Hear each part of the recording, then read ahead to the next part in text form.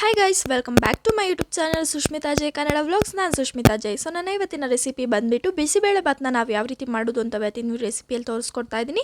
So bisibele bath ಪೌಡ್ರನ್ನೇ use ಮಾಡಿದೆ ನಾವು ಟೇಸ್ಟಿಯಾಗಿ ಬಿಸಿಬೇಳೆ ಭಾತ್ನ ಮಾಡ್ಕೋಬೋದು. ಮಕ್ಕಳು ಕೂಡ ತುಂಬ ಇಷ್ಟಪಟ್ಟು ತಿಂತಾರೆ. ಅದನ್ನು ಹೇಗೆ ಮಾಡೋದು ಅನ್ನೋದನ್ನ ಇವತ್ತಿನ ವೀಡಿಯೋದಲ್ಲಿ ತೋರಿಸ್ಕೊಡ್ತಾ ಇದ್ದೀನಿ. ಸೊ ಈ ವಿಡಿಯೋನ ಸ್ಟಾರ್ಟ್ ಮಾಡೋಕ್ಕೆ ಮುಂಚೆ ನೀವು ನನ್ನ ಚಾನಲ್ ಇದೆ ಫಸ್ಟ್ ಟೈಮ್ ನೋಡ್ತಿದ್ದಾರೆ ಅನ್ನೋದಾದರೆ ಪ್ಲೀಸ್ ನನ್ನ ಚಾನಲ್ನ ಸಬ್ಸ್ಕ್ರೈಬ್ ಮಾಡ್ಕೊಳ್ಳಿ. ಪಕ್ಕದಲ್ಲೇ ಕಾಣೋ ಬೆಲ್ಲೈಕನ್ನ ಕೂಡ ಕ್ಲಿಕ್ ಮಾಡಿ. ಇದರಿಂದ ನಾನು ಮಾಡೋ ಹೊಸ ವೀಡಿಯೋಗಳ ಫಸ್ಟ್ ನೋಟಿಫಿಕೇಶನ್ ನಿಮಗೆ ಬರುತ್ತೆ. ಸೊ ಈ ವಿಡಿಯೋನ ಲೇಟ್ ಮಾಡಿದೆ ಸ್ಟಾರ್ಟ್ ಮಾಡೋ ಬನ್ನಿ. ಸೊ ಈ ವಿಡಿಯೋಗೆ ಫಸ್ಟು ನಮಗೆ ರೆಸಿಪೀಸ್ಗೆ ಬೇಕಾಗಿರೋ ಇಂಗ್ರೀಡಿಯೆಂಟ್ ಬಂದುಬಿಟ್ಟು ಒಂದು ದೊಡ್ಡ ಸೈಜ್ ಈರುಳ್ಳಿ, ಹಾಗೆ 4 ಹಸಿಮೆಣಸಿನ್ಕಾಯಿ, ಒಂದು ಇಡೀ ಕೊತ್ತಂಬರಿ ಸೊಪ್ಪು, 4 ಟೊಮ್ಯಾಟೊ ಚಿಕ್ಕದಾಗಿ ಕಟ್ ಮಾಡಿ ಇಟ್ಕೊಂಡಿದ್ದೀನಿ. ಹಾಗೆ ನೆನೆಸಿಟ್ಕೊಂಡಿರೋ ಕಾಳು, ಬಟಾಣಿ, ಕಡಲೆಕಾಳು, ತೊಗರಿಬೇಳೆ, ಹೆಸರು ಕಾಳನ್ನ ನಾನು ಇಲ್ಲಿ ನೆನೆಸ್ಕೊಂಡಿದ್ದೀನಿ. ನಿಮಗಿನ್ನೂ ಬೇಕಾದರೆ ಆ್ಯಡ್ ಮಾಡ್ಕೋಬೋದು. ಹಾಗೆಯೇ ಇಲ್ಲಿ ಮಿಕ್ಸ್ ತರಕಾರಿ, ನಿಮ್ಗೆ ಯಾವ್ಯಾವ ತರಕಾರಿ ಬೇಕು ನೀವು ಅದನ್ನ ಆ್ಯಡ್ ಮಾಡ್ಕೊಳ್ಳಿ. ನಾನಿಲ್ಲಿ ಅದ್ರ ಜೊತೆಗೆ ಸ್ವಲ್ಪ ಮೆಂತ್ಯ ಸೊಪ್ಪನ್ನ ಹಾಕ್ಕೊಂಡಿದ್ದೀನಿ. ತುಂಬ ಚೆನ್ನಾಗಿರುತ್ತೆ, ಟೇಸ್ಟು ಕಹಿ ಬರಲ್ಲ.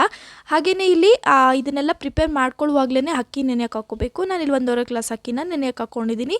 ಜಾಸ್ತಿ ಏನು ಅಗತ್ಯ ಇದೆ, ಸುಮಾರು ಜನ ತಿನ್ಬೋದು. ಹಾಗಾಗಿ ಈಗ ಇದನ್ನು ಮಾಡೋದು ಹೇಗೆ ಅಂತ ನೋಡೋಣ. ಒಂದು 4 ಟೇಬಲ್ ಸ್ಪೂನಷ್ಟು ಎಣ್ಣೆನ ಹಾಕ್ಕೊಂಡಿದ್ದೀನಿ. ಎಣ್ಣೆ ಚೆನ್ನಾಗಿ ಕಾದ್ಮೇಲೆ ಒಂದು 1/4 ಸ್ಪೂನಷ್ಟು ಸಾಸಿವೆ ಹಾಕ್ಕೊಂಡಿದ್ದೀನಿ. ಸಾಸಿವೆ ಚೆನ್ನಾಗಿ ಸಿಡ್ದಾದ್ಮೇಲೆ ಒಂದು ಮೀಡಿಯಮ್ ಸೈಜ್ ಈರುಳ್ಳಿ ಅಥವಾ ದೊಡ್ಡ ಸೈಜ್ ಈರುಳ್ಳಿನ ಕಟ್ ಮಾಡಿ ಇಟ್ಕೊಂಡಿದ್ವಲ್ಲ ಅದನ್ನು ಹಾಕ್ಕೊಂಡು ಚೆನ್ನಾಗಿ ಇದನ್ನು ಫ್ರೈ ಮಾಡ್ಕೋಬೇಕು. ಗೋಲ್ಡನ್ ಬ್ರೌನ್ ಬರೋವರೆಗೂ ಇದನ್ನು ಚೆನ್ನಾಗಿ ಫ್ರೈ ಮಾಡ್ಕೋಬೇಕು. ಯಾವುದೇ ಮಸಾಲೆ ಪದಾರ್ಥನಾಗಲಿ ಎಷ್ಟು ಚೆನ್ನಾಗಿ ಫ್ರೈ ಮಾಡ್ಕೊಳ್ತೀರೋ ಅಷ್ಟು ಟೇಸ್ಟು ತುಂಬ ಚೆನ್ನಾಗಿರುತ್ತೆ. ಪೇಷನ್ಸಿಂದ ಫ್ರೈ ಮಾಡಬೇಕಾಗುತ್ತೆ ಅಷ್ಟೇ. ಸೊ ಇಲ್ಲಿ ಈರುಳ್ಳಿ ಗೋಲ್ಡನ್ ಬ್ರೌನ್ ಆಗಿದೆ. ನಾನಿಲ್ಲಿ 1 ಟೀ ಸ್ಪೂನಷ್ಟು ಶುಂಠಿ ಬೆಳ್ಳುಳ್ಳಿ ಪೇಸ್ಟ್ನ ಸೇರಿಸ್ಕೊಳ್ತಾ ಇದ್ದೀನಿ. ವಿಡಿಯೋ ತುಂಬ ಲೆಂತ್ ಆಗುತ್ತೆ ಅಂತ ನಾನು ಇಲ್ಲಿ ಕಟ್ ಮಾಡಿ ಕ್ಲಿಪ್ನ ಹಾಕಿದ್ದೀನಿ. ಶುಂಠಿ ಬೆಳ್ಳುಳ್ಳಿ ಪೇಸ್ಟು ಹಸಿ ವಾಸನೆ ಹೋಗೋವರೆಗೂ ನಾವು ಅದನ್ನು ಚೆನ್ನಾಗಿ ಫ್ರೈ ಮಾಡ್ಕೋಬೇಕಾಗುತ್ತೆ. ಅದಾದಮೇಲೆ ನಾವಿಲ್ಲಿ ಟೊಮ್ಯಾಟೊನ ಸೇರಿಸ್ಕೊಳ್ತಾ ಇದ್ದೀವಿ. 4 ಟೊಮ್ಯಾಟೊನ ಚಿಕ್ಕದಾಗಿ ಕಟ್ ಮಾಡ್ಕೊಂಡಿದ್ದೀನಿ. Medium size tomato. ನೀವು ಸ್ವಲ್ಪ ದೊಡ್ಡದಿದೆ ಅನ್ನೋದಾದರೆ ಒಂದು 3 ಟೊಮ್ಯಾಟೊನ ತೊಗೊಳ್ಳಿ ಸಾಕು. ಚೆನ್ನಾಗಿ ಸ್ಮ್ಯಾಶ್ ಆಗಬೇಕು. ಇದು ಹೇಗಾಗಬೇಕು ಅಂತ ಹೇಳಿದ್ರೆ ಟೊಮ್ಯಾಟೊ ಫುಲ್ ಪ್ಯೂರಿ ರೀತಿ ಆಗಬೇಕು. ಅದಕ್ಕೆ ಸ್ವಲ್ಪ ಟೊಮ್ಯಾಟೊ ಬೇಗ ಬೇಯಲಿ ಅನ್ನೋದಕ್ಕೆ ಸ್ವಲ್ಪ ಉಪ್ಪನ್ನ ಹಾಕ್ಕೊಂಡು ಇದನ್ನು ಚೆನ್ನಾಗಿ ಮಿಕ್ಸ್ ಮಾಡ್ಕೊಳ್ತಾ ಇದ್ದೀನಿ. ಈ ರೀತಿ ಚೆನ್ನಾಗಿ ಮಿಕ್ಸ್ ಮಾಡ್ಕೋಬೇಕು. ವೀಡಿಯೋನ ನಾನಿಲ್ಲಿ ಫಾಸ್ಟ್ ಮಾಡ್ಕೊಂಡಿದ್ದೀನಿ. ನೀವು ಅದನ್ನು ಚೆನ್ನಾಗಿ ಪೇಸ್ಟ್ ರೀತಿ ಮಾಡ್ಕೊಳ್ಳೋವರೆಗೂ ಕೈ ಆಡಿಸ್ತಾನೆ ಇರಿ. ಇದ್ರ ಜೊತೆಗೆ ನಾನಿಲ್ಲಿ ಅರ್ಧ ಟೀ ಸ್ಪೂನಷ್ಟು ಅರಿಶಿನ ಪುಡಿ, ಹಾಗೆ 1/4 ಟೀ ಸ್ಪೂನಷ್ಟು ಚಕ್ಕೆ ಲವಂಗ ಪುಡಿನ ಸೇರಿಸ್ಕೊಂಡಿದ್ದೀನಿ. ಇದನ್ನು ಚೆನ್ನಾಗಿ ನಾವು ಫ್ರೈ ಮಾಡ್ಕೋಬೇಕು. ಟೊಮ್ಯಾಟೊ ಎಲ್ಲ ಸ್ಮ್ಯಾಶ್ ಆಗಿ ಪ್ಯೂರಿ ರೀತಿ ಆಗಬೇಕು. ಅಲ್ಲಿವರೆಗೂ ಇದನ್ನು ನಾವು ಫ್ರೈ ಮಾಡ್ಕೋಬೇಕಾಗುತ್ತೆ. ಹಾಗೆ ನಾನಿಲ್ಲಿ ಮಧ್ಯದಲ್ಲಿ ತುಂಬ ದಿನದಿಂದ ವೀಡಿಯೋಸ್ನ ಕಂಟಿನ್ಯೂಸ್ ಆಗಿ ಹಾಕೋಕ್ಕಾಗಲಿಲ್ಲ. ಕೆಲವು ಇಶ್ಯೂಸ್ ಇರೋದ್ರಿಂದ ನಾನು ಹಾಕೋಕ್ಕಾಗಲಿಲ್ಲ. ಇನ್ಮೇಲೆ ಹಾಕೋಕ್ಕೆ ಟ್ರೈ ಮಾಡ್ತೀನಿ. ಹಾಗೆ ನಾನಿಲ್ಲಿ ಒಂದು ಇಡೀ ಕೊತ್ತಂಬರಿ ಸೊಪ್ಪನ್ನ ಕೂಡ ಇಲ್ಲಿ ಸೇರಿಸ್ಕೊಳ್ತಾ ಇದ್ದೀನಿ.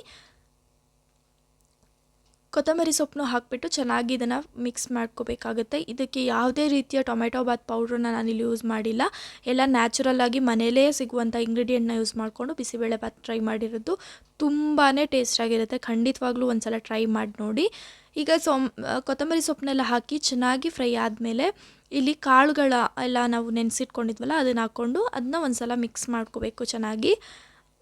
ಜಾಸ್ತಿ ಹಾಕ್ಕೋಬೇಡಿ ಕಾಳುಗಳನ್ನ, ಎಲ್ಲ ಒಂದೊಂದು ಇಡಿಯಷ್ಟು ಹಾಕ್ಕೊಳ್ಳಿ ಅಷ್ಟೇ. ಅದೇ ತುಂಬ ಆಗುತ್ತೆ. ಹಾಗಾಗಿ ಕ್ವಾಂಟಿಟಿ ಜಾಸ್ತಿ ಆದ್ರೂ ಟೇಸ್ಟ್ ಅಷ್ಟು ಚೆನ್ನಾಗಿರಲ್ಲ. ಎಲ್ಲದನ್ನು ನೋಡಿಬಿಟ್ಟು ಮೆಷರ್ಮೆಂಟಲ್ಲೇ ಹಾಕ್ಕೋಬೇಕು. ನಾನೆಲ್ಲ ಒಂದೊಂದು ಹಿಡಿ ಹಾಕ್ಕೊಂಡಿದ್ದೀನಿ ಅಷ್ಟೇ. ಜಾಸ್ತಿ ಯಾವ ಇಂಗ್ರೀಡಿಯೆಂಟ್ನೂ ಹಾಕ್ಕೊಂಡಿಲ್ಲ. ಇವಾಗ ನಾವು ರೈಸ್ ಎಲ್ಲ ಹಾಕೋದ್ರಿಂದ ಜಾಸ್ತಿ ಆಗಿಬಿಡುತ್ತೆ. ಹಾಗಾಗಿ ಕಾಳುಗಳನ್ನೆಲ್ಲ ಹಾಕ್ಬಿಟ್ಟು ಈ ರೀತಿ ಚೆನ್ನಾಗಿ ಒಂದು ಸಲ ಮಿಕ್ಸ್ ಮಾಡ್ಕೋಬೇಕು.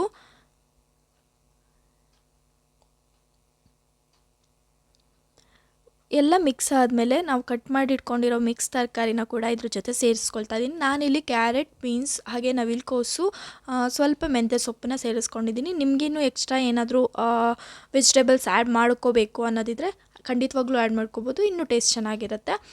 ಸೊ ನಾವಿಷ್ಟನ್ನು ಆ್ಯಡ್ ಮಾಡ್ಕೊಂಡಿದ್ದೀವಿ. ಇದನ್ನೆಲ್ಲ ಚೆನ್ನಾಗಿ ಮಿಕ್ಸ್ ಮಾಡ್ಕೋಬೇಕು ಒಂದು ಸಲ. ಕೆಲವು ಇಶ್ಯೂಸ್ಗಳಿಂದ ನನಗೆ ವೀಡಿಯೋಸ್ ಕಂಟಿನ್ಯೂಸ್ ಆಗಿ ಹಾಕೋಕ್ಕಾಗಿಲ್ಲ. ಇನ್ಮೇಲೆ ಖಂಡಿತವಾಗ್ಲೂ ಹಾಕೋಕ್ಕೆ ಟ್ರೈ ಮಾಡ್ತೀನಿ. ಹಾಗೆ ನನಗೆ ಕಂಟೆಂಟ್ ಏನೂ ಸಿಗಲಿಲ್ಲ. ದಯವಿಟ್ಟು ಕಮೆಂಟ್ ಮಾಡಿ ನಮಗೆ ಯಾವ್ಯಾವ ವೀಡಿಯೋಸ್ ನಾನು ಹಾಕಬೇಕು, ಯಾವ ವಿಡಿಯೋ ಹಾಕಿದರೆ ನಿಮಗೆ ಹೆಲ್ಪ್ ಆಗುತ್ತೆ ಅನ್ನೋದನ್ನು ನನಗೆ ಕಮೆಂಟ್ ಮಾಡಿ ತಿಳಿಸಿದರೆ ನನಗೂ ಕೂಡ ಹೆಲ್ಪ್ ಆಗುತ್ತೆ. ಅದೇ ವಿಡಿಯೋ ನಾನು ಖಂಡಿತವಾಗ್ಲೂ ಹಾಕ್ತೀನಿ. ಹಾಗೆಯೇ ನೋಡ್ಬೋದು ಈಗ ತರಕಾರಿ ಎಲ್ಲ ಮಿಕ್ಸ್ ಆಗಿದೆ. ಈಗ ಇಲ್ಲಿ ನಾನು 1 ಟೀ ಸ್ಪೂನಷ್ಟು ಅಚ್ಚ ಪುಡಿ ಹಾಕ್ಕೊಳ್ತಾ ಇದ್ದೀನಿ. ಇದು ತುಂಬ ಖಾರ ಇರೋದ್ರಿಂದ 1 ಸ್ಪೂನಷ್ಟು ಹಾಕ್ಕೊಂಡಿದ್ದೀನಿ. ನಿಮ್ಮದು ಖಾರ ಕಮ್ಮಿ ಇದೆ ಅನ್ನೋದಾದರೆ 1-1.5 ಸ್ಪೂನು 2 ಸ್ಪೂನ್ ಆ ರೀತಿ ಹಾಕ್ಕೋಬೋದು. ಹಾಗೆ 1 ಸ್ಪೂನಷ್ಟು ಇಲ್ಲಿ ಧನಿಯಾ ಪುಡಿನ ಕೂಡ ಸೇರಿಸ್ಕೊಂಡಿದ್ದೀನಿ. ಇಷ್ಟೇ ಮಸಾಲ, ಇನ್ಯಾವುದೂ ಎಕ್ಸ್ಟ್ರಾ ಸೇರಿಸ್ತಾನೆ ಇಲ್ಲ. ಇದನ್ನು ಹಾಕಿಬಿಟ್ಟು ಚೆನ್ನಾಗಿ ಮಿಕ್ಸ್ ಮಾಡ್ಕೋಬೇಕು ಒಂದು ಸಲ. ಆದಷ್ಟು ಚೆನ್ನಾಗಿ ಕೈ ಆಡಿಸಿಲ್ಲ ಅಂದರೆ ಸೀದೋಗುತ್ತೆ, ಕೆಳಗಡೆ ತಳ ಹಿಡಿಯುತ್ತೆ. ಹಾಗಾಗಿ ಮಿಕ್ಸ್ ಮಾಡ್ಕೋಬೇಕು. ಚೆನ್ನಾಗಿ ಮಿಕ್ಸ್ ಆಗಬೇಕು. ನೋಡ್ಬೋದು ಇವಾಗ ಎಷ್ಟು ಚೆನ್ನಾಗಿ ಕಲರಾಗಿ ಕಾಣಿಸ್ತಿದೆ ಅಂತ ಹೇಳ್ಬಿಟ್ಟು. ತಿನ್ನೋಕ್ಕೂ ಅಷ್ಟೇ ಚೆನ್ನಾಗಿದೆ. ಮಕ್ಕಳು ಕೂಡ ತುಂಬ ಇಷ್ಟಪಟ್ಟು ತಿಂತಾರೆ. ಎಲ್ಲ ರೀತಿಯ ವೆಜಿಟೇಬಲ್ಸು ಹೊಟ್ಟೆ ಒಳಗೆ ಹೋಗುತ್ತೆ, ಕಾಳುಗಳು ಕೂಡ ಹೊಟ್ಟೆ ಒಳಗೆ ಹೋಗುತ್ತೆ. ಹಾಗಾಗಿ ಈ ರೀತಿ ಮಾಡಿಕೊಡಿ, ನಿಮ್ಮ ಮಕ್ಕಳಿಗೆ ತುಂಬ ಇಷ್ಟಪಟ್ಟು ತಿಂತಾರೆ. ಯಾವುದೇ ಆರ್ಟಿಫಿಷಿಯಲ್ ಪೌಡ್ರನ್ನ ಕೂಡ ಇಲ್ಲಿ ಯೂಸ್ ಮಾಡಿಲ್ಲ.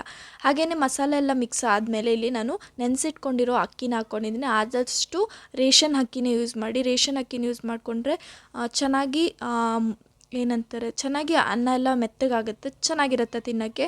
ನಾವು ಅಂಗಡಿ ಅಕ್ಕಿ ಹಾಕೋದ್ರಿಂದ ಅದು ಬೇಗನೆ ಮೆತ್ತಗೆ ಆಗಲ್ಲ, ಹಾಗೇ ಇರುತ್ತೆ, ಪಲಾವ್ ರೀತಿ ಆಗಿಬಿಡುತ್ತೆ. ಹಾಗಾಗಿ ನೀವಿಲ್ಲಿ ಕ್ವಾಂಟಿಟಿನ ನೋಡ್ಕೊಳ್ಳಿ. 1.5 ಗ್ಲಾಸ್ ಹಾಕಿರೋದ್ರಿಂದ ನಾನಿಲ್ಲಿ 1 ಚೊಂಬಷ್ಟು ನೀರನ್ನ ಹಾಕ್ಕೊಂಡಿದ್ದೀನಿ. 1 ಚೊಂಬು 2 ಚೊಂಬಷ್ಟು ನೀರನ್ನ ಹಾಕ್ಕೊಂಡಿದ್ದೀನಿ ನಾನಿಲ್ಲಿ. ಜಾಸ್ತಿ ಏನು ಹಾಕ್ಕೊಳಕ್ಕೆ ಹೋಗಿಲ್ಲ. ಆದಷ್ಟು ಜಾಸ್ತಿನೇ ಹಾಕ್ಕೊಂಡ್ರೂ ಒಳ್ಳೆಯದು, ಇನ್ನೂ ಚೆನ್ನಾಗಿ ಮೆತ್ತಗಾಗುತ್ತೆ. ಆದರೆ ನೀವು ಬಳಸೋ ಅಕ್ಕಿ ಮೇಲೆ ಡಿಪೆಂಡ್ ಆಗುತ್ತೆ. ರೇಷನ್ ಅಕ್ಕಿ ಬಳಸ್ಕೊಂಡ್ರೆ ತುಂಬಾ ಚೆನ್ನಾಗಿರುತ್ತೆ. ಇದನ್ನೆಲ್ಲ ಹಾಕಿದ ಮೇಲೆ ಸ್ವಲ್ಪ ರುಚಿಗೆ ತಕ್ಕಷ್ಟು ಉಪ್ಪನ್ನ ಹಾಕ್ಕೊಳ್ತಾ ಇದ್ದೀನಿ. ಟೊಮೆಟೊ ಬೇಯುವಾಗ ಹಾಕಿರ್ತೀವಿ, ನೋಡ್ಕೊಂಡು ಹಾಕ್ಕೊಳ್ಳಿ. ಇಲ್ಲಿ ಸ್ವಲ್ಪ ಉಪ್ಪು ಎಲ್ಲ ಹಾಕ್ಬಿಟ್ಟು ಒಂದು ಕುದಿ ಬರಿಸ್ಬೇಕು. ಕುದಿ ಬಂದಮೇಲೆ ಉಪ್ಪು ಖಾರ ಎಲ್ಲ ಕರೆಕ್ಟಾಗಿದೆಯಾ ಅಂತ ನೋಡಿಬಿಟ್ಟು ವಿಷಲ್ ಹಾಕಬೇಕಾಗುತ್ತೆ. ಅಲ್ಲಿವರೆಗೂ ಇದನ್ನು ಕುದಿಯಕ್ಕೆ ಬಿಡಬೇಕು. ನೋಡ್ಬೋದು ನೀರು ಕರೆಕ್ಟಾಗಿದೆ, ಜಾಸ್ತಿ ಏನೂ ಆಗಿಲ್ಲ, ಕಮ್ಮಿನೂ ಆಗಿಲ್ಲ. ಒಂದು ವೇಳೆ ಜಾಸ್ತಿ ಆದರೂ ಪರವಾಗಿಲ್ಲ, ಕಮ್ಮಿ ಮಾತ್ರ ಹಾಕ್ಕೋಬೇಡಿ. ಇದಕ್ಕೆ ಬೇಕಾದರೆ ನೀವು ಇದು ಫುಲ್ ಆದಮೇಲೆ ನೀವು ಕೊಬ್ಬರಿ ಅದನ್ನೆಲ್ಲ ಕಟ್ ಮಾಡಿಕೊಂಡು ತುಪ್ಪದಲ್ಲಿ ಹಾಕಿ ಒಗ್ಗರಣೆ ಕೊಟ್ಟು ಹಾಕ್ಕೊಂಡ್ರು ಚೆನ್ನಾಗಿರುತ್ತೆ. ನಾನಿಲ್ಲಿ ಒಗ್ಗರಣೆನೂ ಮಾಡಿಲ್ಲ, ಸಿಂಪಲ್ಲಾಗಿ ಮಾಡಿ ತೋರಿಸ್ತಾ ಇದ್ದೀನಿ. ಈಗ ಇದು ಚೆನ್ನಾಗಿ ಕುದಿ ಬರೋವರೆಗೂ ನಾವು ಇದನ್ನು ವಿಷಲ್ ಹಾಕ್ತೇನೆ ಮುಚ್ಚಿ ಕುದಿ ಬರೆಸ್ಕೋಬೇಕಾಗುತ್ತೆ. ಅದಾದಮೇಲೆ ಉಪ್ಪು ಖಾರ ಎಲ್ಲ ಕರೆಕ್ಟಾಗಿದೆಯಾ ಅಂತ ನೋಡಿಕೊಂಡು ಉಪ್ಪು ಖಾರ ಕರೆಕ್ಟಾಗಿದೆಯಾ ಅಂತ ನೋಡಿಕೊಂಡು ಮತ್ತೊಂದು ಸಲ ವಿಷಲ್ ಹಾಕ್ಬಿಟ್ಟು 2-3 ವಿಷಲ್ ಹೊಡಿಸ್ಕೊಂಡ್ರೆ ಸಾಕಾಗುತ್ತೆ. ನಿಮ್ಮ ಬಿಸಿಬೇಳೆ ಬಾತು ರೆಡಿ ಆಗುತ್ತೆ. ತುಂಬಾ ಟೇಸ್ಟ್ ಆಗಿರುತ್ತೆ. ಖಂಡಿತವಾಗ್ಲೂ ಟ್ರೈ ಮಾಡಿ ನೋಡಿ. ನೀವೇ ನನಗೆ ಕಮೆಂಟ್ ಮಾಡಿ ಹೇಳ್ತೀರಾ ತುಂಬ ಚೆನ್ನಾಗಿತ್ತು ಅಂತ ಹೇಳಿ. ಒಂದು ಸಲ ಟ್ರೈ ಮಾಡಿ ನೋಡಿ. ಆರ್ಟಿಫಿಷಿಯಲ್ ಪೌಡ್ರ್ ಹಾಕಿಲ್ಲ, ಮಕ್ಕಳು ಹೆಲ್ತ್ಗೂ ಕೂಡ ಒಳ್ಳೆಯದು ಈ ರೆಸಿಪಿ. ಖಂಡಿತವಾಗ್ಲೂ ಮಕ್ಕಳಿಗೂ ಕೂಡ ತುಂಬಾ ಇಷ್ಟ ಆಗುತ್ತೆ ಈ ರೆಸಿಪಿ. ನೀವು ಹೇಗಿತ್ತು ಅಂತ ಟ್ರೈ ಮಾಡಿಬಿಟ್ಟು ನನಗೆ ಕಮೆಂಟ್ ಮಾಡಿ ತಿಳಿಸೋದನ್ನ ಮರಿಬೇಡಿ. ಇದನ್ನು ಬಿಸಿಯಾಗಿ ಸರ್ವ್ ಮಾಡ್ಕೊಳ್ತಾ ಇದ್ದೀನಿ. ಇಲ್ಲಿ ನೀರು ಸ್ವಲ್ಪ ಕಮ್ಮಿನೇ ಆಗಿದೆ, ನೀವು ಸ್ವಲ್ಪ ಜಾಸ್ತಿನೇ ಹಾಕ್ಕೊಂಡು ಇನ್ನೊಂದು ಸಲ ಬೇಕಾದ್ರೆ ವಿಷಲ್ ಹೊಡಿಸ್ಕೋಬೋದು. ಸೊ ಈ ವಿಡಿಯೋನ ನಾನು ಇಲ್ಲಿಗೆ ಎಂಡ್ ಮಾಡ್ತಾ ಇದ್ದೀನಿ. ಹೋಪ್ ನಿಮಗೆ ಈ ವಿಡಿಯೋ ಇಷ್ಟ ಆಗಿದೆ ಅಂದ್ಕೊಳ್ತೀನಿ. ಇಷ್ಟ ಆದರೆ ಈ ವಿಡಿಯೋನ ಲೈಕ್ ಮಾಡಿ, ಶೇರ್ ಮಾಡಿ, ಕಮೆಂಟ್ ಮಾಡಿ. ಹಾಗೆ ಇನ್ನೂ ಯಾರು ನನ್ನ ಚಾನಲ್ನ ಸಬ್ಸ್ಕ್ರೈಬ್ ಮಾಡದೆ ನೋಡ್ತಾ ಇದ್ದೀರಾ, ಪ್ಲೀಸ್ ಬೇಗ ಹೋಗಿ ಸಬ್ಸ್ಕ್ರೈಬ್ ಮಾಡ್ಕೊಳ್ಳಿ. ಮತ್ತೆ ಮುಂದಿನ ಒಳ್ಳೆ ವಿಡಿಯೋ ಜೊತೆ ನಾನು ನಿಮಗೆ ನೆಕ್ಸ್ಟ್ ವಿಡಿಯೋದಲ್ಲಿ ಸಿಗ್ತೀನಿ.